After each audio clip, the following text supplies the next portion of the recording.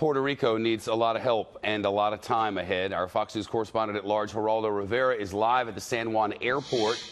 I've been reading a lot about this airport, Geraldo. I'm hearing that it's a mess there. It is a mess. It's jammed. The main terminal is jammed, Shep, with people desperate to get out of Puerto Rico. At the urging of the governor, Ricardo Rosselló, he says anybody who doesn't have to be here should leave. The problem is there have been so few flights out. United Airlines stepped up to the plate, amid stories of price gouging and flights canceled for a week or two even. United has put on a 777 flight that was leaving for Chicago. I've been on an aircraft carrier for the last couple of hours. I don't know if the 777 took off, but the United offered it free of charge to get people out of here. What the governor wants is people bringing supplies or supplies desperately needed.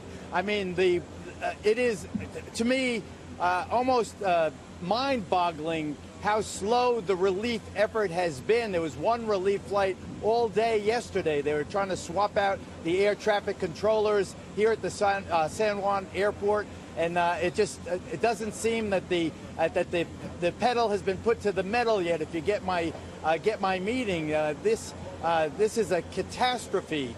With food supplies are short, but with no water and no power. Everyone's using generators. The generators need fuel, so you have these 6 to 8 hour lines at the airport, Shep, and it is very melancholy and depressing. And you want very much for this machine, this relief machine, to get up and going. I mean, these kids in the white here are from the Mormon church. They're leaving. They've been here since Irma. On my right, your left, these are New York firefighters. They just got here. But what is desperately needed, it's like that old song, you need a lineman from the county, Glenn Campbell's song. We need telephone poles. We need people that know how to put the grid back in action. We need people who can imagine if you live in a 12th story of a condo and you have no water and you have no electricity. Every time you flush the toilet, you need a gallon of water. Where the hell are you going to get it? I mean, the situation is getting more and more dire. I appreciate what I just heard, the tail end of the feds and the Commonwealth officials getting together to mount a real effective relief effort.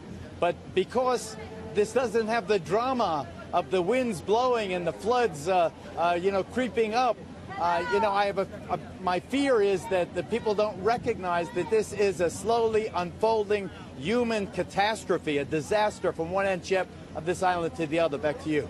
A lot of concerns, Geraldo, about the very old and the very young, how they'll refrigerate their food and their medicine, and how they'll be able to survive these difficult weeks ahead. Do we need to be thinking of a bigger plan? What I would do, Shep, my God, you really hurt me with that question. What I would do is you need ships full of generators. That's what you need. You need, people want to send ice, the ice will melt. They want to send food, the food will spoil. The old timers with their medicine, they need it 3 times a day. They need it refrigerated. We just left the Kearsarge, the aircraft carrier, the helicopter carrier, of course, run by the Navy. Marines are now ashore. They are visiting hospitals. They are bringing generators to them. That's the kind of pragmatic, ruthlessly practical aid they need here. They don't need good wishes. Even money doesn't cut it. What we need here is to get this island back on the grid. It is in the dark ages now, Shep. And for the generators, you need fuel. And would there be enough of that? I mean, would there be a possibility of mounting a huge generators relief ships, as you mentioned? As far as I know, by the time I got on the aircraft carrier, before I lost comms with the main island, the big port of Ponce was still not operational. San Juan is not operating at night, the big harbor here in the capital of San Juan. That's what you need. You need bulk here. There are 3.4 million people. It's one thing if a disaster strikes and there's 50,000 people, 100,000 people. 3.4 million people, many of whom are elderly because of the financial crisis here. Many of the able-bodied, the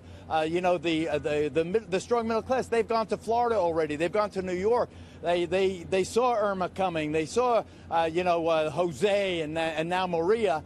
And what's left is the old folks, and I'm getting all these texts. I could read you texts getting from my family in the Bronx because I've only reached some of my relatives. There are others in other parts of the community that no one has heard from still. I don't believe that I think that they're okay, but they are out of touch. The cell service, there's no cell service here. I mean, it's very, very, very spotty, and it's very frustrating because there's no coordination. And I tell you, when I go on the roads this long after the hurricane and still see telephone poles sitting across the highway or big road signs crushed into the middle lane of a 3-lane highway, my point here, Shep, is that this is an extremely dire situation that unless it's going to become the kind of screwed up response that Katrina was, we have to see practical results,